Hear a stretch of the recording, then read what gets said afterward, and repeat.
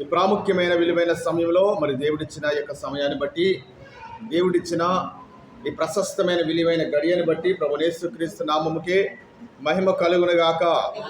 ఆమేన్. చదవండి 6వ వచనం. తీసిన వారు 6వ వచనం చదవండి. హెబ్రీ పత్రిక 11వ అధ్యాయం 6వ వచనం. విశ్వాసము లేకుండా దేవునికి ఇష్టడైండుట అసాధ్యము. దేవుని నామానికి మహిమ కలుగునుగాక. అయితే ఎవరు కూడా మాట్లాడొద్దు. చాలా శ్రద్ధగా మీరు వాక్యాన్ని వినండి. శ్రద్ధగా వాక్యాన్ని వినండి. ఎందుకంటే లైవ్ వెళ్తుంది కనుక శ్రద్ధగా మీరు వాక్యాన్ని వినడానికి ప్రయత్నం చేయండి. ఇక్కడ మనం చూసినట్లయితే విశ్వాసం లేకుండా దేవునికి ఇష్టడైండుట అసాధ్యమంట. తర్వాత దేవుని యొద్దకు వచ్చివాడు ఆయన ఉన్నాడనియు తనను వెదుకు వారికి ఫలము అనుగ్రహించువాడనియు నమ్మవలను కదా. దేవుని నామానికి స్తోత్రం కలుగునుగాక. ఏం చేయాలంట? దేవుని యొద్దకు వచ్చేవారు దేవుడు ఉన్నాడని నమ్మాలంట. మూడవదిగా చూసినట్లయితే కనుక తాను దేవుణ్ణి వెదుకు వారికి ఆయన ఏమిస్తాడంట? ఫలమును అనుగ్రహిస్తాడు. దేవుని నామానికి మహిమ కలుగునుగాక. ఈ శ్రేష్టమైన విలువైన వాక్యమును దేవుడు దీవించి ఆశీర్వదించునుగాక. మరి యొక్క మధ్యాహ్న కాల సమయంలో దేవుడు మనతో మాట్లాడుతూ ఉన్నాడు గనుక, మనల్ని దర్శిస్తూ ఉన్నాడు గనుక, ఈ లేఖన భాగంలో నుండి దేవుడు సూటిగా నేరుగా మనతో మాట్లాడుతూ ఉన్నాడు కనుక శ్రద్ధగా దేవుని మాటలు మనము వినాలి. దేవుని నామానికి మహిమ కలుగునుగాక. హల్లెలూయా. ఇక్కడ మొట్టమొదటిగా 6వ వచనంలో ఏ మాట కనబడుతుందంట? విశ్వాసము లేకుండా దేవునికి ఇష్టడైండుట అసాధ్యము. దేవుని నామానికి మహిమ కలుగునుగాక. ఈ యొక్క మధ్యాహ్న కాల సమయంలో కొన్ని ప్రాముఖ్యమైన విషయాలు మనం ధ్యానం చేద్దాం. ఎందుకంటే మనము విశ్వాస వీరులను ధ్యానం చేస్తూ ఉన్నాం. ఎవరినంట? విశ్వాస వీరులు. చెప్పాలి మాట. విశ్వాస వీరులను మనం ధ్యానం చేసుకుంటూ వెళుతూ ఉన్నాం. గత రాత్రి ఎవరిని మనం ధ్యానం చేస్తాము? గత రాత్రే ఎవరంట? అప్పుడే మర్చిపోయారు. ఎవరంట? మీరు వాక్యాన్ని వినేసి మర్చిపోయారనుకో, దేవుని సన్నిధిలోకి వెళ్ళిన తర్వాత వాక్యమే మనకు మిగిలేది. ఏంటంట? వాక్యమే. మనలో ఉన్న వాక్యమే మనలను దేవుని సన్నిధిలో నిలబెడుతూ ఉంది. దేవుని నామానికి మహిమ కలుగునుగాక. వాక్యం లేదనుకోండి, అక్కడ ఎలా మనము అక్కడ బ్రతకగలము, జీవించగలం. కాబట్టి వాక్యము చాలా శ్రేష్టమైనది. ఈ వాక్యాన్ని ఏం చేయాలి? మనము గట్టిగా పట్టుకోవాలి. ఏంటంట? గట్టిగా పట్టుకోవాలి. లూజ్గా పట్టుకున్నాం అనుకోండి, చేయి జారి కింద పడిపోతుంది కనుక ఈ యొక్క వాక్యమును శ్రద్ధగా గట్టిగా మనం ఏం చేయాలంట? పట్టుకోవాలి. దేవుని నామానికి మహిమ కలుగునుగాక. వాక్యాన్ని గట్టిగా పట్టుకున్నప్పుడే ఆ వాక్యము మనలో కార్యసిద్ధి కలుగజేస్తూ ఉంది. కాబట్టి ఈ యొక్క శ్రేష్టమైన విలువైన సమయంలో శ్రద్ధగా దేవుని మాటలు మనము విందాం. దేవుని నామానికి స్తోత్రం కలుగునుగాక. విశ్వాసము లేకుండా దేవునికి ఇష్టడైండుట అసాధ్యమంట. సరే, అంటే మనలో ఏముండాలి? ఇప్పుడు విశ్వాసము ఉండాలని దేవుడు ఇక్కడ మాట్లాడుతూ ఉన్నాడు. విశ్వాసం లేకుండా దేవుని సన్నిధిలో మనము ఎదగలేము. విశ్వాసం లేకుండా దేవునికి కూడా విస్తులుగా మనము ఉండలేమని ఇక్కడ దేవుడు మాట్లాడుతూ ఉన్నాడు. విశ్వాసం లేకపోతే మన హృదయంలో ఏమున్నట్లండి?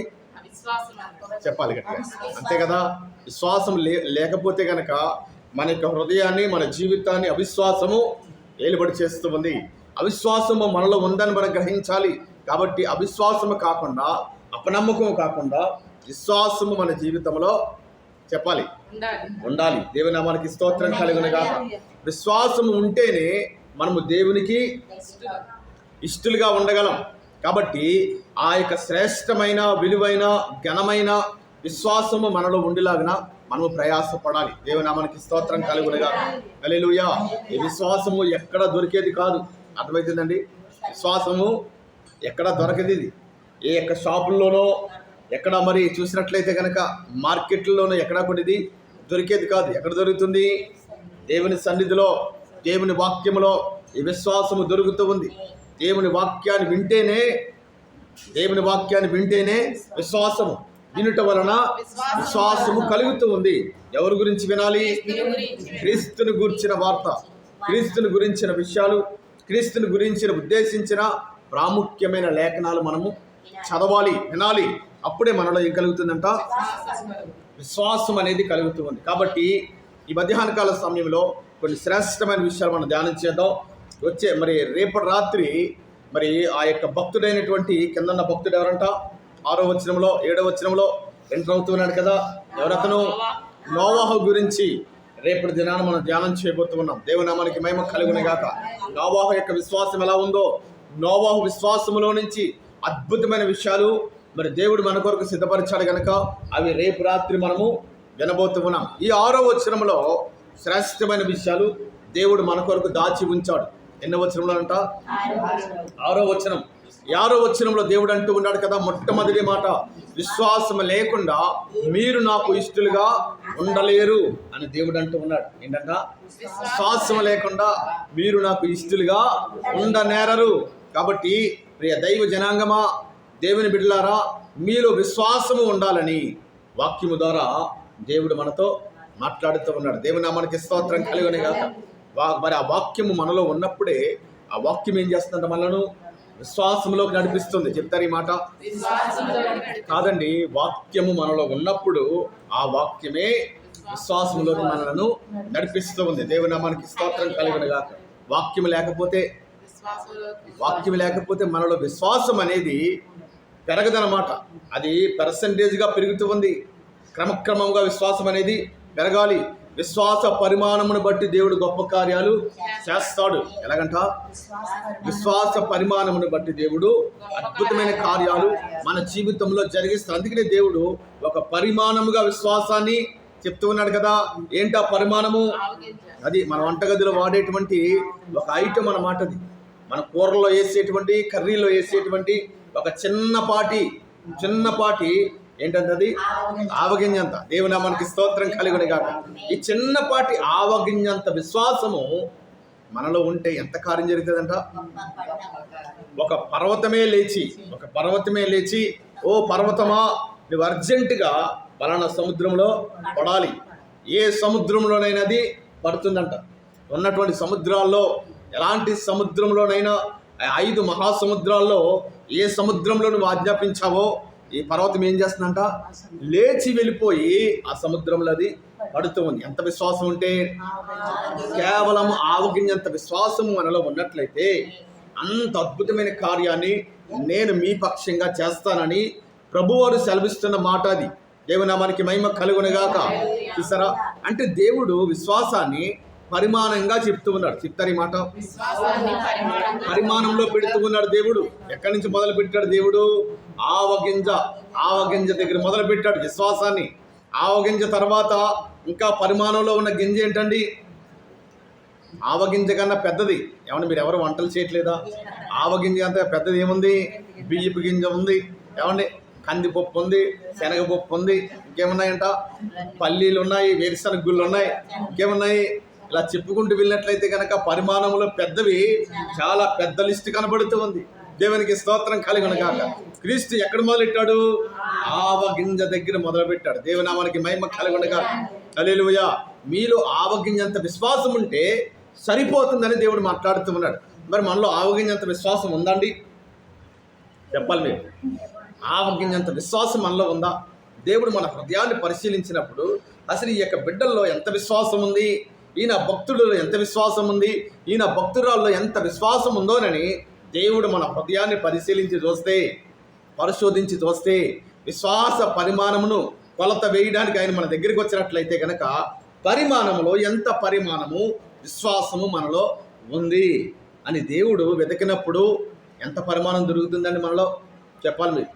మనలో ఉన్న విశ్వాసం మనకే తెలుస్తుంది కదా. మనం విశ్వాసములో ఉన్నామా, అవిశ్వాసములో ఉన్నామా?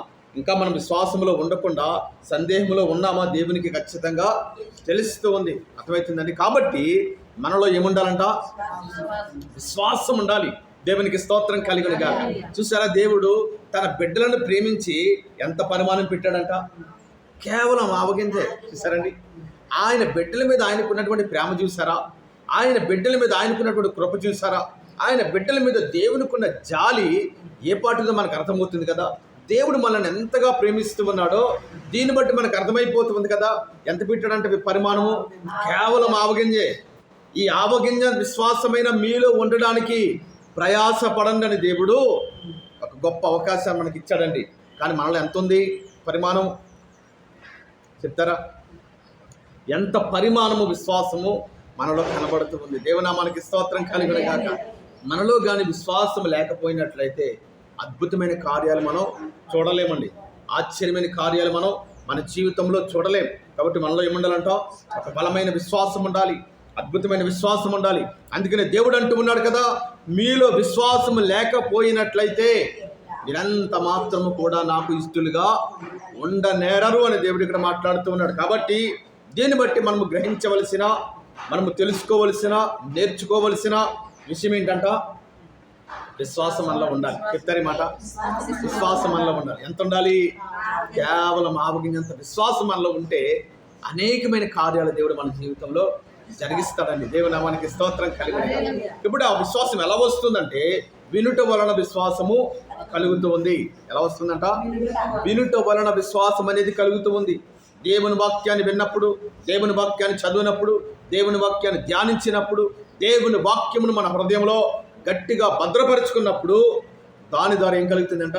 విశ్వాసం అనేది పెరుగుతూ వెళుతూ ఉందంట. దేవునామానికి స్తోత్రం కలుగునుగా.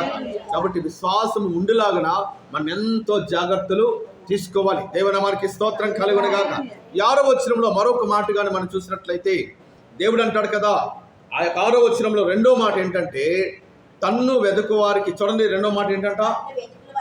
కాదండి, దానికి ముందు మాట, దేవుని దగ్గరికి వచ్చేవారు, దేవుని దగ్గరకు వచ్చేవాడు ఆయన ఉన్నాడని నమ్మాలంట. ఏంటంట? దేవుని దగ్గరకు వచ్చేవారు ఆయన ఉన్నాడని నమ్మాలి. చెప్తారు ఈ మాట, దేవుని దగ్గరికి వచ్చేవారు ఆయన ఉన్నాడని నమ్మాలి. దేవుని నామానికి స్తోత్రం కలిగినగా. ఎలా నమ్ముతాము? దేవుని సన్నిధిలో దేవుడు ఉన్నాడని మనం ఎలా నమ్ముతున్నామండి? మీరు ఏ రీతిగా దేవుని సన్నిధికి వచ్చారు? ఈ యొక్క ఉపవాస ప్రార్థనలో శుక్రవారము ఏ ఉద్దేశంతో మీరు దేవుని సన్నిధికి వచ్చారండి? చెప్తారా? దేవుని సన్నిధిలో ఉన్నాడని వచ్చారా? లేకపోతే రావాలి కదా, శుక్రవారం కదా, ఇది ఒక ఆచారంగానో కట్టడిగానో, లేకపోతే మరి ఉద్దేశంతో మీరు దేవుని సన్నిధికి వచ్చారా? చెప్పాలి మీరు. అంతే కదండి, దేవుడు ఉన్నాడని వచ్చారా? అలాంటి వారు దేవుని స్తోత్రం చెప్పండి. హల్లెలూయా. దేవుడు ఉన్నాడని గాను మన దేవుని సన్నిధికి వచ్చినట్లయితే గనక ఇదిగో మన యొక్క నమ్మకాన్ని బట్టి దేవుడు అద్భుతమైన కార్యాలు జరిగిస్తారు. దేవుడి నామానికి మహిమ కలుగునుగా. దేవుడు ఉన్నాడని మనము నమ్మాలి. అందుకని ఇక్కడ దేవుడు చెప్తున్నాడు కదా, మీరు దేవుని సన్నిధికి వస్తున్నప్పుడు దేవుడు ఉన్నాడని విశ్వసించాలి, నమ్మాలి. ఎలా నమ్ముతాం దేవుడు ఉన్నాడని? ఏమండి, ఎలా నమ్ముతాం దేవుడు ఉన్నాడని? కొన్ని విషయాలు మీ ముందు ఉంచాలని నేను ఆశపడుతూ ఉన్నాను. దేవుని నామానికి మహిమ కలుగునుగా. హల్లెలూయా. దేవుని జనాంగమా, మనం ఏ రీతిగా దేవుడు ఉన్నాడని నమ్ముతాము? అయితే చూసినట్లయితే ఈ కంటికి కనబడుతున్న సృష్టిని కానీ మనం చూసినట్లయితే ఏంటంట? ఈ కంటికి కనబడుతున్న సృష్టి, ఆకాశము, నక్షత్రాలు, ఉదయకాలమే ఉదయిస్తున్న సూర్యుడు వెళ్ళిపోయిన తర్వాత వస్తున్న చంద్రుడు, ఇవన్నీ కూడా ఒక క్రమ పద్ధతిలో జరుగుతున్నాయి. చెప్తారే మాట, ఒక క్రమ పద్ధతిలో జరుగుతూ ఉన్నాయి. ఒక ఇంచు కూడా తేడా లేకుండా. ఎలాగంట? ఒక ఇంచు కూడా తేడా లేకుండా, ఇదిగో ఏమాత్రం కూడా సందేహం లేకుండా ఈ సృష్టి అంతా ఎలా జరుగుతుందంట? ఒక క్రమ పద్ధతిలో జరుగుతుంది. మరి సృష్టిని ఎవరు నడిపిస్తున్నారు? అంతే కదా అర్థం. చూసారా? ఉదయకాలమే పలానా సమయానికి సూర్యుడు రావాలి అనుకున్న సమయానికి సూర్యుడు ఏం చేస్తున్నాడు? ఖచ్చితంగా ఉదయిస్తూ ఉన్నాడు. ఒక నిమిషము కానీ అర నిమిషము కానీ ఏమాత్రం ఆలస్యం చేయకుండా అనుకున్న సమయానికి సూర్యుడు ఏమవుతుండంట? తీస్తూ ఉన్నాడంట. దేవునామానికి స్తోత్రం కలిగినగా. మిట్ట మధ్యాహ్నం అయ్యేసరికి మన తలలకు పైగా సూర్యుడు నిలబడుతూ ఉన్నాడు. అంతే కదా. మన నీడ మన కింద పడినప్పుడు సమయం ఎంత? 12 అంటారు కదండి. మన నీడ మనకు కనపడకపోతే, మన నీడ మన కాళ్ళ కింద ఉన్నట్లయితే సమయం ఎంత అవుతుంది?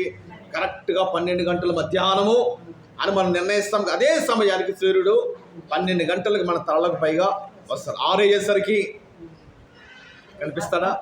ఏమండి, 5 దాటిన తర్వాత మెల్లమెల్లగా ఏమైపోతాడంట? అస్తమిస్తూ ఉంటాడు. ఇదంతా కూడా ఒక క్రమ పద్ధతిలో జరుగుతూ ఉంది. చీకటి పడగానే ఎవరు ప్రత్యక్షమవుతాడు? చంద్రుడు ప్రత్యక్షమవుతూ ఉంటాడు. మరలా ఈ రాత్రి గడవగానే మరలా సూర్యుడు ఉదయిస్తూ ఉంటాడు. ఇవంతా కూడా ఒక క్రమ పద్ధతిలో జరుగుతూ ఉన్నాయి. ఎవరు నడిపిస్తున్నారు? దేవుడు ఉన్నాడు కాబట్టి ఆయనే ఈ సృష్టిని ఒక క్రమ పద్ధతిలో ఆయన నడిపిస్తూ ఉన్నాడు. దేవునామానికి మహిమ కలుగునుగాక. హల్లెలూయా. మరొక విషయాన్ని కానీ మనం చూసినట్లయితే కనుక, శీతాకాలము గతించగానే చెప్పాలి, శీతాకాలము గతించగానే ఈ కాలం వస్తుందంట, ఆ ఎండలు మండే కాలం, ఎండాకాలము ప్రత్యక్షమవుతుంది. ఈ ఎండాకాలము కాస్త ఒక 4 నెలలు గడిచేసరికి మళ్ళీ ఏమొస్తుందంట, విస్తారమైన వర్షాకాలం పడుతూ ఉంది. ఏ కాలంలో ఏది రావాలో కూడా అది ఒక క్రమ పద్ధతిలో జరుగుతూ ఉన్నాయి. కాలాలన్నీ ఎవరు నడిపిస్తున్నారండి? దీన్ని ఎవరైనా మనుషులు ఎవరైనా ఆర్గనైజ్ చేయగలరా? మనుషులు ఎవరైనా కంట్రోల్ చేయగలరా? మనుషులు ఎవరైనా ఈ యొక్క కాలాలను నియంత్రించగలరండి? ఎవరు కూడా చేయలేనటువంటి పని. దేవునికి స్తోత్రం కలుగును గాక. మనుషుల్లో జ్ఞానం పెరిగింది, మనుషుల్లో తెలివి పెరిగింది, అయినప్పటికీ కూడా ఎలాంటి కాలాలను ఎవరు కూడా చెయ్యలేరు. ఎవరు చేయగలరు? దేవుడు మాత్రమే చేయగలడు. దేవుని నామానికి స్తోత్రం కలుగును గాక. కాబట్టి ఈ క్రమంలో ఆయన ఉన్నాడని మనము నమ్మాలి. దేవుని నామానికి స్తోత్రం కలుగును గాక. దేవుడు ప్రతి మనిషికి ఆరోగ్యం ఇస్తూ ఉన్నాడు. మనందరికీ కూడా దేవుడు ఏమి ఇస్తున్నాడంట? ఒక చక్కటి ఆరోగ్యాన్ని ఇచ్చి సజీవముగా కాపాడుతూ ఉన్నాడు. కారణం ఎవరు? చెప్పాలి, దేవుడే. దేవుని నామానికి స్తోత్రం కలుగును గాక. మనం ఆరోగ్యంగా ఉన్నామంటే, సజీవముగా ఉన్నామంటే కారణం ఎవరంట? ఆయనే. ఆయన లేకపోతే మనం సజీవముగా ఉండలేమండి. ఆయన లేకపోతే ఒక్క రోజు కూడా ఈ భూమి మీద మనము బ్రతకలేం. దేవుని నామానికి స్తోత్రం కలుగును గాక. ఆయనే ప్రతి మనిషిని కాపాడుతున్న గొప్ప దేవుడు. దేవుని నామానికి స్తోత్రం కలుగును గాక. అధికారాలు, ప్రభుత్వాలు కూడా ఆయన చేతిలోనే ఉన్నాయంట. దేవుని నామానికి స్తోత్రం కలుగును గాక. ఆయన ఎవరినైతే నిర్ణయిస్తాడో వారికి అధికారాన్ని కట్టబెడుతూ ఉంటాడు. ఆయన తిరస్కరించిన వారిని ఆ సింహాసనం మీద నుంచి కిందకి ఆయన పడేస్తాడన్నమాట. కాబట్టి అధికారాలు, ప్రభుత్వాలు, నాయకులు ఆయన ఆధీనంలోనే ఉన్నారు. దేవుని నామానికి స్తోత్రం కలుగును గాక. కాబట్టి దేవుడు ఉన్నాడని మనం ఏం చేయాలంట? బలంగా నమ్మాలి. ఈ సృష్టిని కంట్రోల్ చేస్తూ ఉన్నాడు. కాలాలను అనుకున్న కాలానికే ఆయనకి ఏమవుతుందంట? ప్రతి కాలము కూడా ప్రత్యక్షమవుతూ ఉంది, జరుగుతూ ఉంది. ఎక్కడ ఏ మార్పులు కూడా లేవండి. ఇవన్నీ కూడా దేవుడే జరిగిస్తూ ఉన్నాడు. కాబట్టి ఇప్పుడు మనం దేవుడు ఉన్నాడని నమ్మాలి. దేవుని నామానికి స్తోత్రం కలుగును గాక. ఒకానొక రోజున మోషేతో దేవుడు మాట్లాడుతూ ఉన్నాడు. ఎక్కడ? మండుచున్న పొద దగ్గర మోషేతో దేవుడు మాట్లాడుతూ ఉన్నాడు. ఏమని మాట్లాడుతూ ఉన్నాడు? మోషే, నేను నిన్ను ఎన్నుకున్నానయ్యా, నీవు నాకు సహాయం చేయాలి. నేను నిన్ను ఒక నాయకుడిగా నిలబెడుతూ ఉన్నాను. ఇదిగో నా ప్రజలు ఐగుప్తులో ఎలా ఉన్నారంట? శ్రమలో ఉన్నారు, కష్టంలో ఉన్నారు, బందీలో ఉన్నారు, ఆ ఇనుప కలిమిలో నలిగిపోతూ ఉన్నారు. నీవు వారిని రక్షించాలి. నీవు వారిని అక్కడి నుంచి విడిపించి కానానులోకి నీవు వారిని నడిపించాలని మోషేతో దేవుడు మాట్లాడుతూ ఉన్నాడు. అప్పుడు మోషే అంటాడు కదా, అయ్యా నేను వెళ్తాను సరే, కానీ ఒకవేళ ఫరో మీ గురించి అడిగినప్పుడు నేనేం చెప్పాలి? చెప్తారు ఈ మాట. ఫరో చాలా బలమైన రాజు. ఫరో గురించి నాకు బాగా తెలుసు. ఎందుకంటే ఇంతకు ముందు నేను 40 సంవత్సరాలు అదే ఐగుప్తులో జీవించాను గనక ఫరో యొక్క ఆలోచన, ఫరో యొక్క మనసు, ఫరో హృదయము నాకు తెలుసయ్యా. ఆ ఫరో అనేవాడు ఐగుప్తు దేశంలో ఒక దేవుడిగా కొలవబడుతూ ఉన్నాడు. ఇప్పుడు ఆయన దగ్గరికి వెళ్ళి నేను మీ గురించి చెప్పినప్పుడు, అడిగినప్పుడు నేనేం చెప్పాలి అని మోషే అడిగినప్పుడు దేవుడు ఏమన్నాడంట? దేవుడు ఏం చెప్పాడు? నేను ఉన్నవాడును అనువాడును. చెప్తారు 2 మాటలు. నేను ఉన్నవాడును అనువాడును అని నీవు ఫరోకి చెప్పాలి. దేవనామానికి స్తోత్రం కలుగును గాక. ఈ మాట నీ నోట రాగానే ఫరోకి విషయము అర్థమవుతుంది.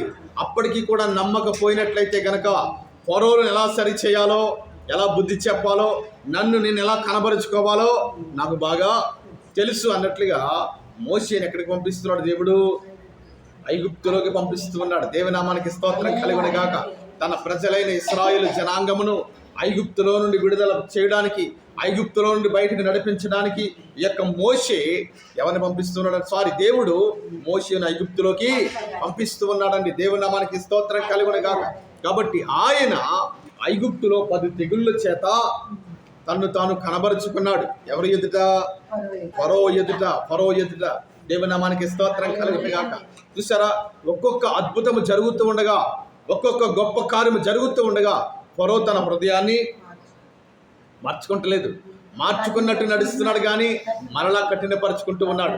మార్చుకున్నట్టు నడుస్తున్నాడు కానీ మరలా తన హృదయంలో దేవుని గురించి ఇదిగో ఏమాత్రము జ్ఞానము లేకుండా, వివేకము లేకుండా మాటికి హృదయాన్ని కఠినపరుచుకుంటూ వెళుతూ ఉన్నాడు ఫరో. అయినప్పటికీ కూడా మనుషులు ఎవరు కూడా చేయలేనటువంటి గొప్ప కార్యాలు ఫరో ఎదుట దేవుడు జరిగించాడంట. దేవుని నామానికి మహిమ కలుగును గాక. హల్లెలూయా. కాబట్టి దేవుడు ఉన్నవాడు అనువాడు. దేవుని నామానికి స్తోత్రం కలుగును గాక. కాబట్టి ఆయన సన్నిధికి వస్తున్నప్పుడు ఆయన ఉన్నాడని మనం బలంగా నమ్మాలి. నమ్మినప్పుడే గొప్ప కార్యాలు మన జీవితంలో జరుగుతాయండి. అన్న ఏ ఉద్దేశంతో దేవుని సన్నిధికి వెళ్ళింది? ఏ ఉద్దేశం తెలియదంట? అక్కడ ఇంటి దగ్గరేమో ఒక పెద్ద ఫంక్షన్ జరుగుతూ ఉంది. కోలాహలంగా జనం వచ్చారు, బంధువులు వచ్చారు. విస్తారమైనటువంటి ఒక పెద్ద ఫంక్షన్ వేడుక జరుగుతున్నప్పటికీ కూడా ఆ ఫంక్షన్లో నుంచి బయటకు వచ్చేసింది ఎవరు? అన్న. ఎక్కడికి వెళ్ళిందంట? దేవుని సన్నిధికి వెళ్ళింది. ఎందుకని వెళ్ళిందండి? దేవుడు ఉన్నాడు. దేవుని సన్నిధిలో ఆయన ఉన్నాడని నమ్మింది, విశ్వసించింది. అప్పుడు ఆమె జీవితంలో అద్భుతమైన కార్యము జరిగింది. దేవుని నామానికి స్తోత్రం కలుగును గాక. మనము కూడా దేవుని సన్నిధికి వస్తున్నప్పుడు దేవుడు ఉన్నాడని మనము నమ్మాలి. దేవుని నామానికి స్తోత్రం కలుగును గాక. హల్లెలూయా. ఒకానొక సమయంలో ఇశ్రాయేలు జనాంగము ఫిలిష్తీయులతో యుద్ధం చేస్తూ ఉన్నారు. ఎవరితోనంట? ఫిలిష్తీయులతో యుద్ధం చేస్తూ ఉన్నారు. ఫిలిష్తీయులతో యుద్ధం చేస్తూ ఉండగా ఆ యుద్ధంలో ఇశ్రాయేలీలు ఓడిపోయారండి. అయితే ఓడిపోయిన తర్వాత ఎందుకు ఓడిపోయాం? మనం దేవుని బిడ్డలము కదా, దేవుడు మనల్ని ఏర్పాటు చేసుకున్నాడు కదా, దేవుడు మనల్ని పిలుచుకున్నాడు కదా, మన పక్షంగా దేవుడు నేనే మీ పక్షంగా యుద్ధం చేస్తానని గొప్ప గొప్ప అనేకమైన వాగ్దానాలు దేవుడు మనకి ఇచ్చాడు కదా. ఈ యుద్ధంలో మనం ఎందుకని ఓడిపోయాము అని మీరు అందరూ కూడా ఏం చేస్తున్నారు? ఒక మీటింగ్ పెట్టుకొని ఒక రాత్రికాల సమయంలో ఆలోచన చేస్తూ ఉన్నారు, కారణాలు వెతుకుతూ ఉన్నారు. ఎందుకని మనము యుద్ధంలో ఓడిపోయాం? మనము కూడా కొన్నిసార్లు ఇలాగ అనుకుంటాం కదా, ఎందుకు ఇలా జరిగింది అని మనం ఏం చేస్తాము? కారణాలు వెతుకుతూ ఉంటాం. ఆ కారణాలు వెతికినప్పుడు కొన్ని కారణాలు మనకు ఆలోచనకు వస్తూ ఉంటాయి. దేవుని నామానికి మహిమ కలుగును గాక. ఈ యొక్క ఇశ్రాయేలు సమాజం అంతా కూడా కూడుకుని ఎందుకని మనం యుద్ధంలో ఓడిపోయాము, ఎందుకని దేవుడు మనకు సహాయము చేయలేదు, దేవుడు అనేకమైన వాగ్దానాలు మనకు చేశాడు కదా, ఇప్పుడు యుద్ధంలో ఎందుకని దేవుడు మనకి సహాయము చేయలేదు? చూడండి, వాక్యాన్ని చదువుదాం. మొదటి సమూయేలు గ్రంథము 2వ అధ్యాయం వాక్యాన్ని ఇప్పుడు మనం చదువుదాం. తీయండి. మొదటి సమూయేలు గ్రంథము 2వ అధ్యాయంలో కానీ మనం చూస్తే అక్కడ కొన్ని ప్రాముఖ్యమైన విషయాలు కనబడతాయి.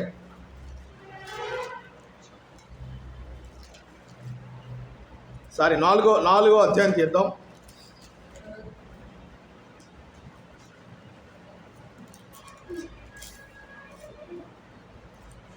చదువు 3వ వచనం చదవండి. తీసిన వారు 3వ వచనం చదవండి. 4:3.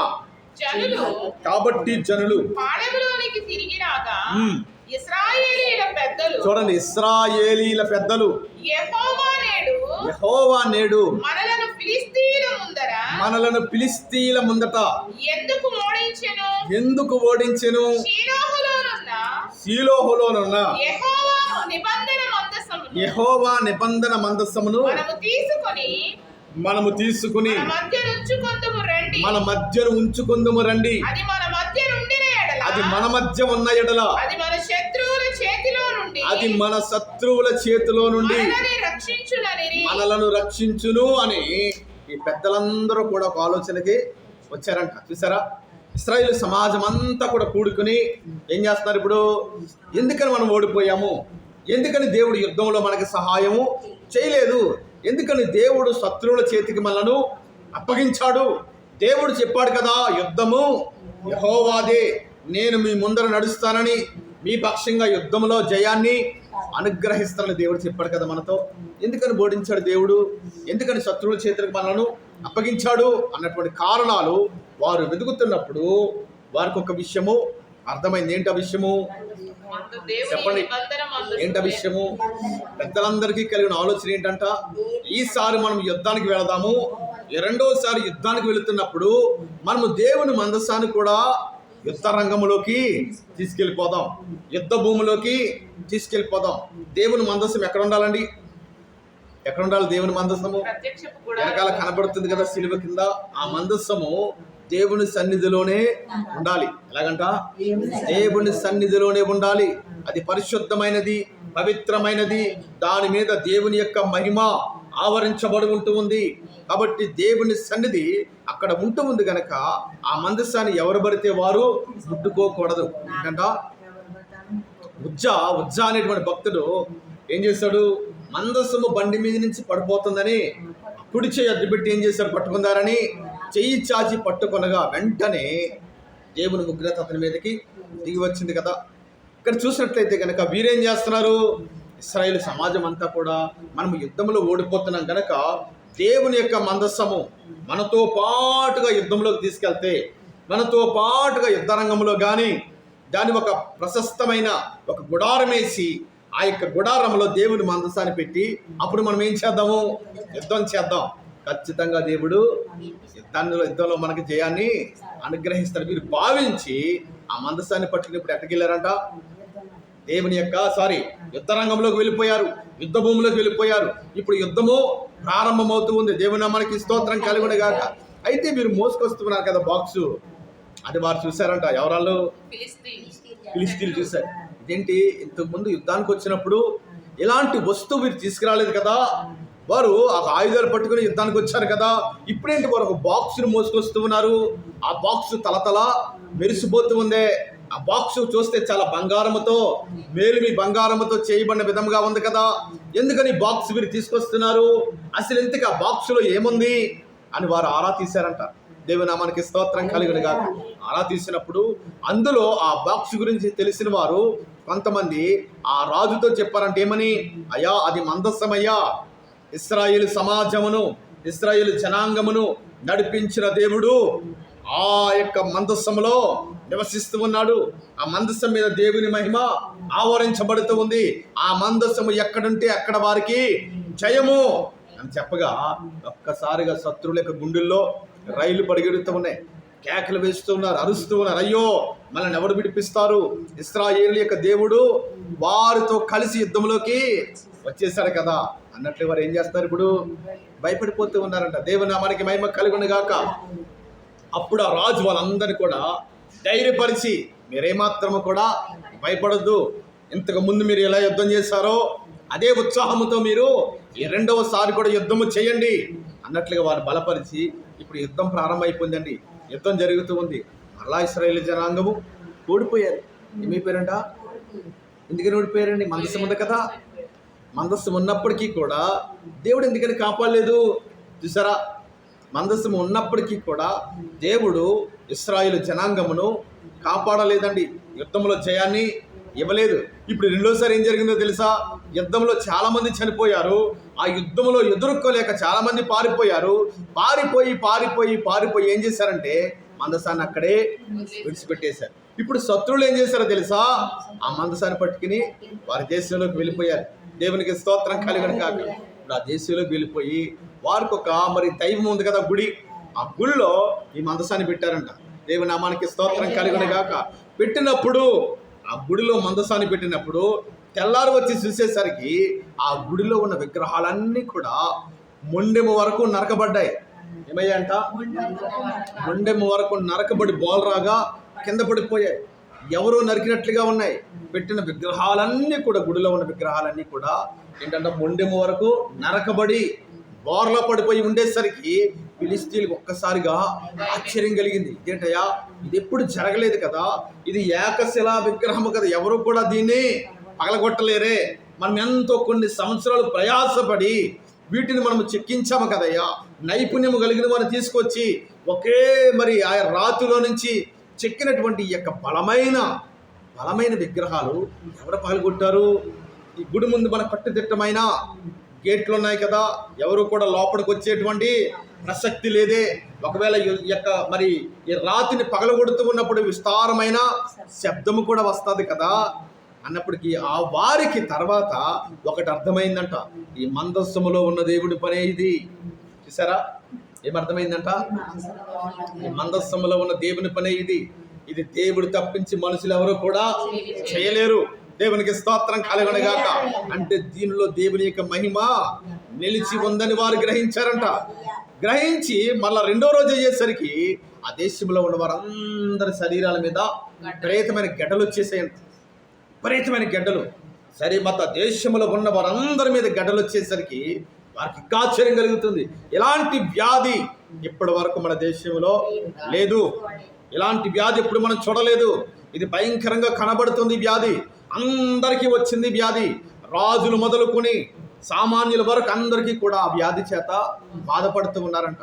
అప్పుడు అర్థమైందంట, ఈ మందస్సములో ఉన్న దేవుని పనే ఇది. అర్జెంటుగా ఈ మందస్సాన్ని మనము పంపించేద్దామని ఒక నిర్ణయానికి వచ్చారంట. దేవునికి స్తోత్రం కలుగును గాక. ఫిలిష్తీయ దేశంలో 5 అధికారులు ఉన్నారండి. ఎంతమంది అంట? 5 రాజులు. ఫిలిష్తీయ దేశానికి 5 రాజులు. ఈ 5 రాజులందరూ కూడా మీటింగ్ వేసుకుని మనం ఈ యొక్క మందస్సాన్ని ఇశ్రాయేలు దేశానికి పంపించేద్దాం. ఎందుకంటే ఈ దేవునితో మనము పెట్టుకోలేం, గెలవలేం. చూసాం కదా ఈ యొక్క దేవుడు చేసేటువంటి గొప్ప కార్యాలు, వీటిని మనం ఎదుర్కోలేం. కాబట్టి అర్జెంటుగా ఏం చేద్దామంటే ఈ యొక్క మందసాన్ని పంపించేద్దాం అన్నప్పుడు ఆ 5 మనకు రాజు అంటాడు కదా. అలా ఎలా అనుకుంటున్నారండి? ఇది ఒకవేళ మన దురదృష్టవశాత్తు కలగొచ్చు కదా. ఈ వ్యాధి ఒకవేళ మనము తిన్న తిండి ద్వారానో గాలి మార్పు వల్ల కలగొచ్చు కదా. మీరు ఎందుకని అలా భావిస్తూ ఉన్నారు? ఒక పని చేద్దాం. ఏం పని చేద్దామంటే ఒక బండిని మనము తయారు చేద్దాం. ఏ బండి? కొత్త బండి. చెప్తారు ఈ మాట. కొత్త చెక్కతో ఒక బండిని మనము తయారు చేద్దాం. పచ్చి చెక్కతో బండిని తయారు చేద్దాం. బండిని ఎవరు లాగాలి చెప్పండి? కాస్త గట్టిగా చెప్పండి. బండిని ఎవరు లాగాలండి? అదే మీరు చెప్పేదే కరెక్ట్. కాస్త గట్టిగా చెప్పండి. ఎవరు లాగాలంట? ఎద్దులే లాగాలి. అంతే కదా. ఎద్దుల బండికి ఎవరు కట్టాలి? ఎద్దులనే కట్టాలి. అందుకనే దాని పేరేంటంట? ఎద్దుల బండి. దేవుని మనకి స్తోత్రం కలిగిన గాక. దాని పేరే ఎద్దుల బండి. ఎందుకని? బండి ఎద్దులే మోయాలి కనుక. దేవునికి స్తోత్రం కలిగిన గాక. అయితే 5 రాజుల్లో ఒక రాజు చాలా కీర్తిపరుడు అనమాట. తెలివైన వాడు, జ్ఞానవంతుడు. కొత్త బండి తయారు చేయించి, పచ్చి చెక్కతో కొత్త బండి తయారు చేయించి, ఇప్పుడు ఆ ఎద్దుల బదులుగా ఆవుల్ని కడదాం. ఎవరినంట? ఎద్దులు కట్టొద్దు, ఆవులు మనం కడదాం. ఆ ఆవులు కూడా అప్పుడే ప్రసవించిన ఆవులు. ఏంటంట? అప్పుడే ప్రసవించిన ఆవులు. అప్పుడే మరి ఆ యొక్క బిడ్డకు జన్మనిచ్చిన ఆవులను తీసుకుని వచ్చి ఈ ఎద్దుల బండి కట్టేద్దాం. కట్టేసి మనం ఏం చేద్దామంటే మందస్థాన్ని ఆ బండి మీద పెట్టేసి ఎవరు మనుషులు లేకుండా, ఎలాగంట? ఎవరు మనుషులు లేకుండా ఈ బండిని మనం వదిలేద్దాం. ఇవన్నీ కార్యాలన్నీ కూడా ఇశ్రాయేలు దేవుడి వలన ఒకవేళ కలుగుతూ ఉన్నట్లయితే గనక ఈ బండిని సరాసరిగా ఇశ్రాయేలు దేశంలోకి వెళ్ళిపోవాలి. వెళ్ళిపోయినట్లయితే ఇది ఖచ్చితంగా ఇశ్రాయేలు దేవుని పనే అని మనము నమ్ముదాం. ఒకవేళ వెళ్ళకపోయినట్లయితే గనక ఇదేదో ప్రమాదవశత్తు జరిగిందని మనము భావిద్దామని ఒక నిర్ణయానికి వచ్చి ఏం చేశారు? ఇప్పుడు వాళ్ళు పచ్చి చెక్కతో కొత్త బండి తయారు చేయించి దానికి ఎద్దులకు బదులుగా ఏది కట్టారంట? ఏ ఆవులు? బాలింత ఆవులు. దేవునామానికి స్తోత్రం కలుగును గాక. ఏమంటే బాలింత ఆవు పిల్లని వదిలి ఉండగలదండి? చెప్పాలి. పిల్లని వదిలి ఉండగలనా? చూసారా, మనం చూస్తూ ఉంటాం కదా. ఇప్పుడు ఉన్నాయో లేదో తెలియదు కానీ ఒక గేదెనైనా ఆవునైనా తోలేటప్పుడు అది అటు ఇటు వెళ్ళిపోతుంది. కానీ అప్పుడే ప్రసవించిన బిడ్డను మాత్రం ఒక సైకిల్ మీద ఆ యొక్క బుట్టలో కట్టి తీసుకెళ్ళిపోతూ ఉంటాడు ఆ రైతు. వెనకాలే ఏం చేస్తున్నది? వాళ్ళ దిక్కులు చూడకుండా, పక్కకి వెళ్లకుండా, మేత కోసం అటు ఇటు చూడకుండా ఏం చేస్తున్నది? తిన్నగా చూసారా, తిన్నగా వచ్చేస్తుంది. ఎందుకని? బిడ్డ మీద మమకారం. దేవుని నామానికి స్తోత్రం కలుగును గాక. కనుక్కున్న పిల్ల మీద, బిడ్డ మీద మమకారం దానికి. ఇప్పుడు అప్పుడే ప్రసవించిన ఆవులను బండికి కడితే ఆ బండి ముందుకెళ్తుందండి? మీరు చెప్పాలి. ముందుకెళ్ళిద్దా? అసలు ప్రయాణం సాగిద్దా? వారి ఆలోచన చూసారా ఎంత కుయుక్తిగా ఉందో, జ్ఞానంగా ఉందో. దేవునికి స్తోత్రం కలుగును గాక. అలాగ 2 ఆవులను తీసుకొచ్చి ఈ యొక్క కొత్తగా తయారు చేసిన బరువైన కాడుని వారి మీద పెడితే అది ఎలా మోయగలుగుతాయండి? బరువు మోసేటువంటి అలవాటు ఆవులకు ఉంటుంది కదా. ఎవరికి ఉంటుంది? ఎద్దులకు మాత్రమే ఉంటుంది. ఎద్దులకు ఆ సామర్థ్యాన్ని దేవుడు పెట్టాడు. ఎంత బరువైనా అవి మోయగలవు. అంతలాంటి బరువైన మోసేటువంటి సామర్థ్యమును ఎద్దులకు మాత్రమే దేవుడు పెట్టాడు. కానీ ఆవులకి పెట్టలేదు. చూసారా, ఆ రీతిగా ఫిలిష్తీయులు ఏం చేశారంట? అప్పుడే ప్రసవించిన ఆవులను తీసుకొచ్చారు. బిడ్డలను కూడా దగ్గరే ఉండే విధంగా పెట్టారంట. చూసారా, ఇంకా విచిత్రము. కనుక్కున్న పిల్లల్ని కూడా కనిపించే విధంగా దగ్గరే ఏం చేశారు? పెట్టారన్నమాట. ఇప్పుడు ఆ పిల్లలు అరుస్తూ ఉంటే ఈ యొక్క తల్లులు ఎలా ముందుకెళ్తుంది బండి? చూసారా. అయినప్పటికీ కూడా ఎప్పుడైతే మరి బండికి కట్టి, ఆవుల్ని కట్టి ఆ మందస్సాన్ని బండి మీద పెట్టారో, చెప్తారు మాట. ఆ మందస్సముని ఎప్పుడైతే బండి మీద పెట్టారో ఒక్కసారిగా దేవుని యొక్క మహిమ వారి మీద కూడా ప్రవహించిందట. వెంటనే అరుసుకుంటూ ఎక్కడికి వెళ్ళిపోయాయి? ఇశ్రాయేలు దేశంలోకి సరాసరి వెళ్ళిపోయాయంట. దేవునికి స్తోత్రం కలుగును గాక. బండి మీద ఎవరైనా ఉన్నారండి? ఎవ్వరూ లేరు. మరి వాటికి దారి ఎలా తెలిసిందండి? నేను ఇశ్రాయేలు దేశమే వెళ్ళాలని ఒక పశువుకి ఎలా తెలుస్తుంది?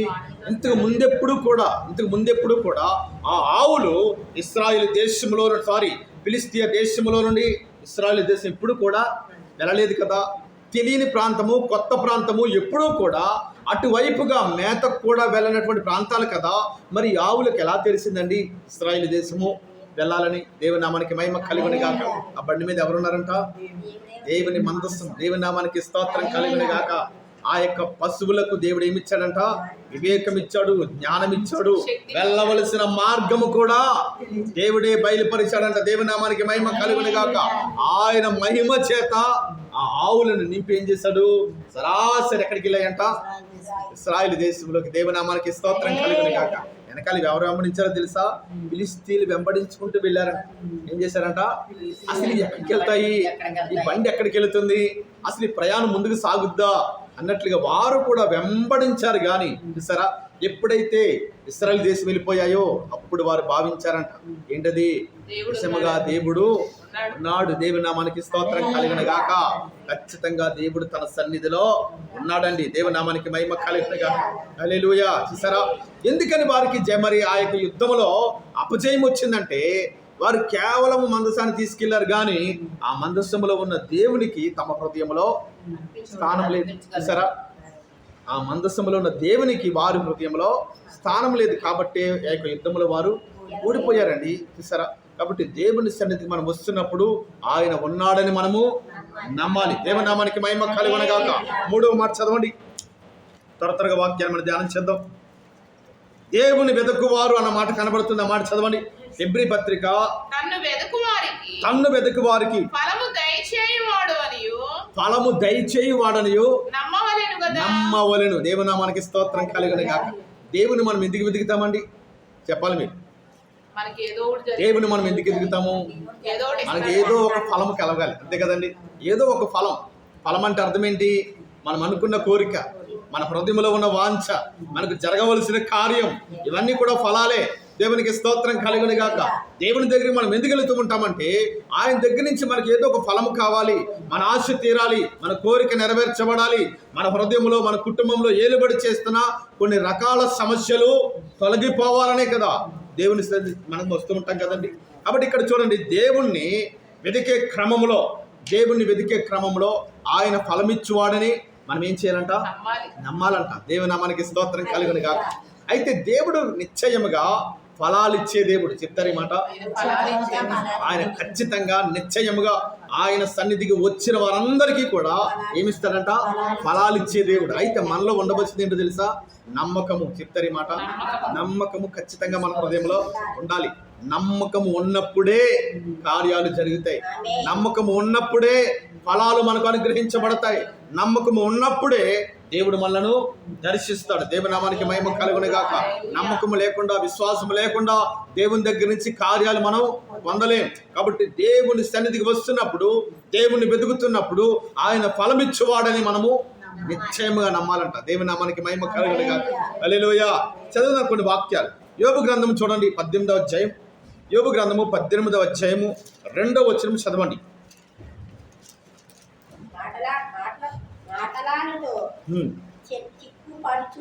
మాటలలో చిక్కుపరచుటకై మీరెందుకని వెతుకుచున్నారు? చాలండి. ఏంటంట? మాటలలో చిక్కుపరచుటకై మీరెందుకని వెతుకుచున్నారు అంటే, వారు ఏం వెతుకుతున్నారంట? ఏం వెతుకుతున్నారు? మాటల్లో ఉన్న లోపాలను పట్టుకోవడానికి. ఏంటంట? ఏదైనా తప్పుగా మాట్లాడతాడేమోననే మాటలు పట్టుకోవడానికి వారు వెతుకుతున్నారంట. చూసారా, అంటే మాటల్లో లోపాలను వారు వెతుకుతూ ఉన్నారు. చెప్తారు ఈ మాట. మాటల్లో లోపాలను వెతికేవారు వారు. అర్థమవుతుందా? ఈ సమాజంలో, ఈ లోకంలో కూడా ఇలాంటి వారు కూడా ఉంటారు. మనం ఏదైనా తప్పుగా మాట్లాడమనుకోండి, ఆ మాట ఏం చేస్తారు? వాళ్ళు గట్టిగా పట్టుకుంటారు. ఎందుకని? వీరు మనకు దొరికేస్తారు ఇంకా అన్నట్లుగా.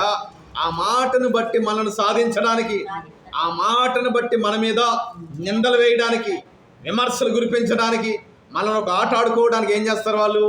మన మాటల్లో లోపాలను పట్టుకుంటారు. చూసారండి, మాటల్లో లోపాలు పట్టుకునేవారు అనేక మంది లోకంలో ఉన్నారు. దేవుని నామానికి స్తోత్రం కలుగును గాక. అర్థమవుతుందండి? అంటే చూడండి, వారి యొక్క స్వలాభం కొరకు వారు ఏదో మరి పొందుకోవాలని దాని ద్వారా వాళ్ళు ఏదో ఒకటి ఆశించి ఏం చేస్తారంట? ఇతరుల మాటల్లో లోపాలను పట్టుకోవడానికి ప్రయత్నాలు చేస్తుంటారు. చూసారా? దానికోసమే వారు ఏం చేస్తారంట? వెతుకుతూ ఉంటారంట. మనుషులను మాటల్లో లోపాలను పట్టుకోవడానికి వెతికే వారు ఏం చేస్తారు? వెతుకుతూ తిరుగుతూ ఉంటారంట. దేవుని నామానికి స్తోత్రం కలుగును గాక. ఇలాంటి వారు యేసయ్యను కూడా వెంబడించేవారంట. ఎవరినంట? అనేక మంది పరిసయ్యులు, శాస్త్రులు, సద్దుకయ్యులు వీరంతా కూడా యేసయ్య వెంబడే వెళుతూ ఉండేవారంట. ఎందుకని తెలుసా? ఆయన మాటలో ఉన్న లోపాలను పట్టుకోవాలని ప్రయత్నం చేసేవారంట.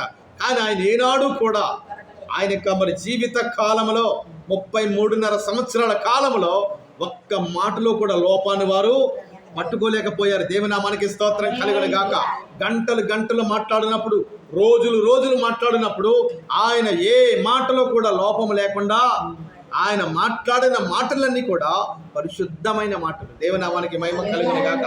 ఆ మాటలే పాఠాలుగా, ఆ మాటలే మనల్ని ఎంతగానో బలపరిచే విధముగా నేటి కాలమున మనకు సహాయపడుతూ ఉన్నాయి. దేవుని నామానికి స్తోత్రం కలుగును గాక. కాబట్టి మాటల్లో లోపాలు వెతికేవారు ఉన్నారంటే ఈ లోకంలో. దేవుని నామానికి స్తోత్రం కలుగును గాక. కాబట్టి ఆ రీతిగా మనం ఉండకూడదండి. ఎలాగా? మాటల్లో లోపాలు వెతికే విధంగా మనము ఉండకూడదు. ఒకవేళ మాటల్లో లోపంగా మాట్లాడితే మనమే చెప్పాలి, ఈ రీతిగా మీరు మాట్లాడొద్దని. అంతే కదండి? అప్పుడు వారు ఏం చేస్తారు? సరి చేసుకుంటారు కదా. దేవుని నామానికి మహిమ కలుగును గాక. మరొక మాట చూడండి, 33:10 యోబు గ్రంథము 33వ అధ్యాయము 10వ వచనంలో కూడా అలాంటి మాట, ఒక మాట అక్కడ రాయబడింది. చదవండి. ఆయన నా మీద తప్పులు పట్టించుటకు సమయము వెతుకుచున్నాడు. ఆయన నా మీద తప్పులు పట్టించుటకు ఏం వెతుకుతున్నాడట? సమయం వెతుకుతున్నాడట. దేవుని నామానికి స్తోత్రం కలుగును గాక. ఆయన, చదవండి మరొకసారి, చదవండి మరొకసారి. ఆయన నా మీద తప్పులు పట్టించుటకు సరే, నా మీద తప్పులు పట్టించడానికి సమయాన్ని వెతుకుతూ ఉన్నారంట. దేవుని నామానికి మహిమ కలుగును గాక. హల్లెలూయా. కాబట్టి లోకంలో కానీ మనం చూసినట్లయితే కనుక తప్పులను వెతకాలని, మాటల్లో లోపాలను పట్టుకోవాలని వెతికేవారు అనేక మంది కనబడుతూ ఉన్నారు. ఎవరైనా మరి బయటికి వెళుతున్నప్పుడు వీరు ఎక్కడికి వెళుతున్నారు, ఏం చేస్తున్నారు అని వెతికేవారు ఇంకా చాలా మంది ఈ సమాజంలో ఉన్నారు కదండి. ఎందుకని? వారికి ఆహారాలు కావాలి. వారు ఎక్కడికి వెళ్తున్నారో వీరికి తెలియాలి, ఏ షాప్కి వెళ్తున్నారో తెలియాలి, ఏ బంగారం కొట్టుకు వెళ్తున్నారో, ఎంత బంగారం కొంటున్నారో కూడా వీరికి తెలియదు. ఎందుకని? అదొక ఆరానమాట, అదొక ఆతృత. చూసారా? అదొక ఆతృత, తెలుసుకోవాలన్నా ఆతృత. ఒకవేళ కానీ వారు వెతుకుతున్నప్పుడు అన్నీ కూడా వారికి తెలిసిపోయినప్పుడు ఇంకా వారికి నిద్ర అనేదే పట్టదు. మీరు ఎంత బంగారం కొనేశారు, ఇన్ని బట్టలు కొనేశారు, ఇన్ని సామానం కొనేశారు అని ఏం చేస్తారంట? వారికి ఇంకా నిద్రే కరువైపోద్ది, ఇంకా తిండి కూడా మానేస్తారు. ఎందుకంటే అంత ప్రయాసం అండి. దేవుని నామానికి స్తోత్రం కలుగును గాక. మనకు ఉన్న దాంట్లో నుంచే మనం ఏం చేయాలంట?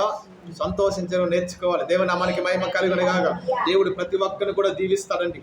ఎవరి పరిస్థితి ఏ రీతిగా ఉందో దేవునికి తెలుసును. కాబట్టి మనందరినీ కూడా ఆయన సమయం అందు ఏం చేస్తాడు? హెచ్చిస్తాడు. ఆ సమయం కొరకు మనం ఎలా ఉండాలంట? మౌనంగా ఉన్నట్లయితే కనుక, మనకున్న దానిలోనే సర్దుకున్నట్లయితే కనుక దేవుడు ఉన్నతంగా ఆశీర్వదిస్తాడు. దేవుని నామానికి మహిమ కలుగును గాక.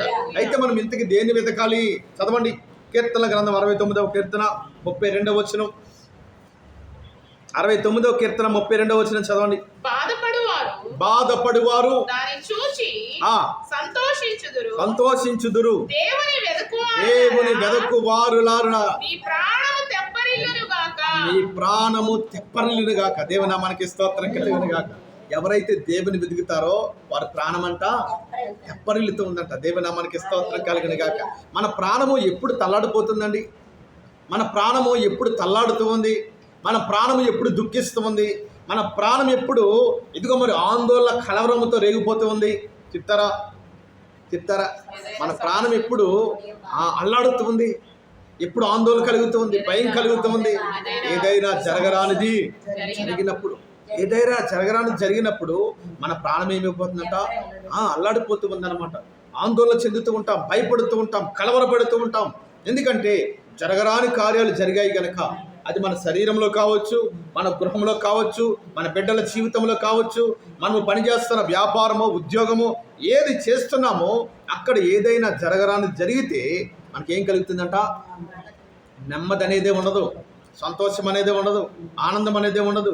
ఒక కలవరముతో నిండిపోతూ ఉంటాం, దుఃఖముతో నిండిపోతూ ఉంటాం, అల్లాడిపోతూ ఉంటాం అన్నమాట. దేవుని నామానికి స్తోత్రం కలుగును గాక. అయితే దేవుడు మనకిచ్చే భరోసా ఏమిటో తెలుసా? నీవు గాని నన్ను వెతికినట్లయితే గనక ఇదిగో నీ యొక్క ప్రాణం ఎలా ఉంటుందంట? తెప్పరిల్లుతూ ఉందంట. దేవుని నామానికి స్తోత్రం కలుగును గాక. చదవని మరొకసారి మాట, దేవుని వెతుకు వారికి మీ ప్రాణము తెప్పరిల్లుతూ ఉందంట. దేవుని నామానికి స్తోత్రం కలుగును గాక. కాబట్టి దేవుని గాని మనం వెతికినట్లయితే గనక, ఎందుకని వెతకాలి దేవుణ్ణి? ఆయనే ఫలమిచ్చువాడని మనము నమ్మి వెతకాలి. చెప్తారు మాట, దేవుడే ఫలమిచ్చువాడని, దేవుడే జీవించువాడని, దేవుడే మన అవసరాలు తీర్చువాడని నమ్మి ఆయనను వెతకాలి.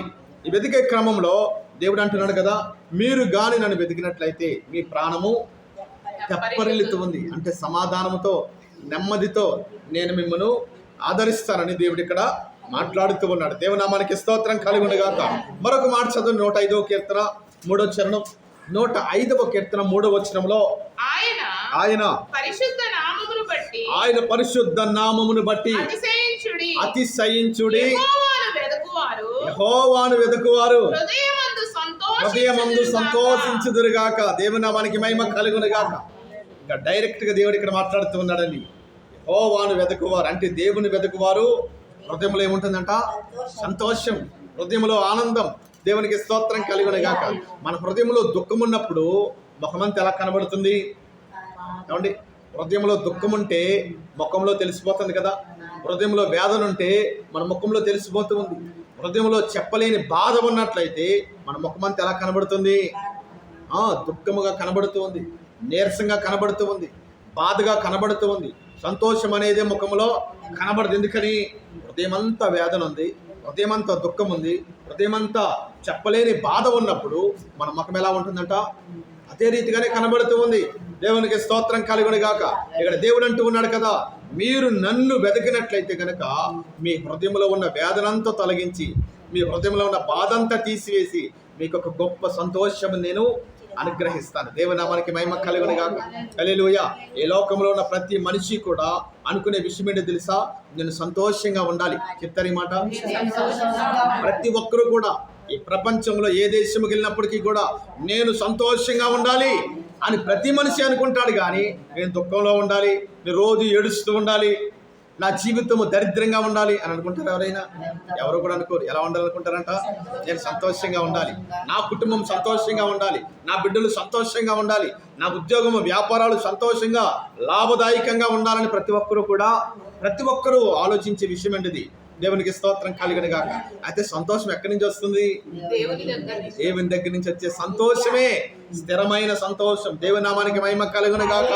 దేవుని దగ్గర నుంచి వచ్చే సంతోషమే, అది ఎవరూ కూడా దొంగిలించలేని, అపవిత్రపరచలేని, ఆటంకపరచలేని సంతోషం. అది దేవుని నామానికి స్తోత్రం కలుగును గాక. అలాంటి సంతోషాన్ని మనం పొందుకోవాలండి. ఎలా వస్తుంది ఆ సంతోషము? ఆయన వెతికినప్పుడు. చెప్తారు ఈ మాట. దేవుని వెతికినప్పుడు మన హృదయంలో ఉన్న వేదనంతా దేవుడు తొలగిస్తాడండి. హృదయంలో ఉన్న బాధ అంతా దేవుడు తీసివేస్తాడు. హృదయంలో ఉన్న కలవరాన్ని దేవుడు తొలగించి మన హృదయంలో దేవుడు తన సంతోషము చేత నింపే దేవుడు. దేవుని నామానికి మహిమ కలుగును గాక. హల్లెలూయా. కాబట్టి మనకు సంతోషం ఉండాలి, ఆనందం ఉండాలి, మన కుటుంబాలు దీవించబడి ఉండాలంటే గనక, ఇదిగో మన కుటుంబంలో సంతోషము ఏలుబడి చేయాలంటే గనక దేవుని మనము వెతకాలి. దేవుని మనం వెతకాలి. దేవునికి స్తోత్రం కలుగును గాక. వెతకడం అంటే ఏంటంట? దేవుని సన్నిధికి రావటమే, అంతే కదా. దేవుని దగ్గరికి వచ్చేవారు ఆయన ఉన్నాడని, ఆయనే ఫలమిచ్చేవాడని నమ్మటమే కదా విశ్వాసము. దేవునికి స్తోత్రం కలుగును గాక. ఎప్పుడైతే మనం దేవుని సన్నిధికి వస్తామో దేవుడు తన మాట చేత మనలను బలపరుస్తాడు. దేవుడు తన మాట చేత మనలను ఉత్తేజపరుస్తూ ఉంటాడు. దేవుడు తన మాట చేత మనలను ఆదరిస్తూ ఉంటాడు. దేవుని నామానికి మహిమ కలుగును గాక. కాబట్టి మధ్యాహ్న కాల సమయంలో దేవుడు మనకిచ్చే మాట ఏంటో తెలుసా? మీరు నా దగ్గరికి వచ్చారు కాబట్టి నేను మీకు ఫలాన్ని ఇస్తాను. మరి ఫలాన్ని అందుకోవడానికి సిద్ధంగా ఉన్నారా? సిద్ధంగా ఉన్నవారని దేవుని స్తోత్రం చెప్తాం. హల్లెలూయా, హల్లెలూయా. కాబట్టి దేవుడు ఫలం ఇచ్చే దేవుడు. ఏ ఫలమైతే మీకు అవసరం ఉందో, ఎలాంటి ఫలము మీకు కావాలో కూడా దేవునికి తెలుసండి. మీరు చెప్పకపోయినా మీ హృదయంలోనే రహస్యంగా ఉన్నప్పటికీ కూడా ఎవరికి తెలుసంట? దేవునికి తెలుసు కనుక మీకు ఏ ఫలమైతే అవసరమో ఆ ఫలాన్ని నిశ్చయముగా ఈ శుక్రవారము ఈ మధ్యాహ్న కాల సమయంలో దేవుడు మనందరికీ ఇవ్వబోతూ ఉన్నాడు. ఆమె చెప్తారు. ఆమేన్. దేవుని నామానికి మహిమ కలుగును గాక. అలాంటి శ్రేష్టమైన ఫలము చేత దేవుడు మనల్ని తృప్తిపరచును గాక, సంతోషపరచును గాక. అనుకున్న ప్రతి వేదన దుఃఖమును ఆయనే కొట్టివేయును గాక. ఆమేన్. హల్లెలూయా. ఈ రోజు మనం 3 మాటలు నేర్చుకున్నాం కదా. ఏంటో 3 మాటలు? విశ్వాసము లేకుండా దేవునికి మనం ఇష్టలుగా ఉండలేము. కాబట్టి దేవునికి మనము ఇష్టలుగా ఉండాలంటే మనలో విశ్వాసం ఉండాలి. ఎంత పరిమాణము? ఆవగింజంత విశ్వాసం ఉంటేనే అద్భుతమైన కార్యాలు దేవుడు మన పక్షంగా జరిగిస్తానని వాగ్దానం ఇస్తూ ఉన్నాడు దేవుడు. రెండవది, దేవుని యొద్దకు వచ్చినప్పుడు ఆయన ఉన్నాడని నమ్మాలి. దేవునికి స్తోత్రం కలుగును గాక. ఎవరు నమ్మారు? శత్రువులు నమ్ముతూ ఉన్నారండి. ఫిలిష్తీయులు నమ్మారు. ఇప్పుడు ఇది నిశ్చయముగా ఇశ్రాయేలు దేవుని పనే, దేవుని నామానికి మహిమ కలుగును గాక అని వారు నమ్మారు. మనం నమ్మడానికి అనేకమైన కారణాలు ఉన్నాయి, అనేకమైన వాక్యాలు ఉన్నాయి, అనేకమైన గొప్ప కార్యాలు దేవుడు మన జీవితంలో జరిగించాడు కనుక మనం బలంగా నమ్మాలి. దేవుని నామానికి స్తోత్రం కలుగును గాక. మూడవదిగా, ఆయన వెతుకుతున్నప్పుడు ఆయనే ఫలం ఇచ్చేవాడు, ఆయనే నా అవసరాలు తీర్చేవాడు, ఆయనే నా కష్టమును తొలగించేవాడని దేవుని మనం వెతికి ఆయన సన్నిధికి విశ్వాసముతో రావాలి. దేవుని నామానికి మహిమ కలుగును గాక. మరి నా మాటలను దేవుడు దీవించి ఆశీర్వదించును గాక. ఆమె అందరూ కూడా లేచి నిలబడదామండి, ప్రార్థన చేసుకుందాం.